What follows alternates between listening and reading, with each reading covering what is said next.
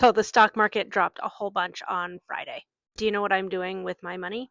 Absolutely nothing differently. Let me talk about why that is and maybe why that won't be the same for you and your money. By the way, hey, I'm Angela, one half of Women's Personal Finance, aka Money Without the Grind, the Bros, or the Bullshit, here to talk to you about all things money from a leftist angle. So when I say I am not doing anything differently with my money when the stock market is doing its roller coaster thing, that's because I have a plan and an intention with how I'm investing my money and how I'm doing my money in general. I am a long-term buy and hold investor, which means that I am not paying attention to what's happening with the day-to-day when it comes to my retirement savings, because that money is meant for a long time from now, and either things will sort themselves out and we will still need that money, or they won't, either good or bad, sort themselves out and that money won't matter anyway. However, when you might want to be doing something differently with your money is when you don't have a plan.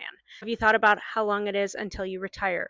Have you made your investments more conservative as you get closer to that retirement?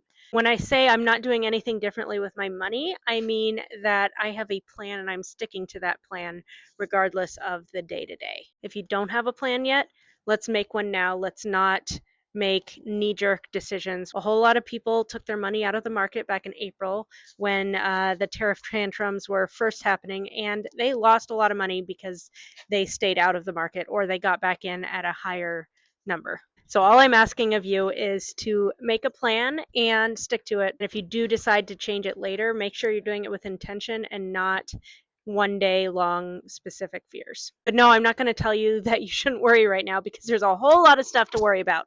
I'm just not specifically worrying about doing my money differently.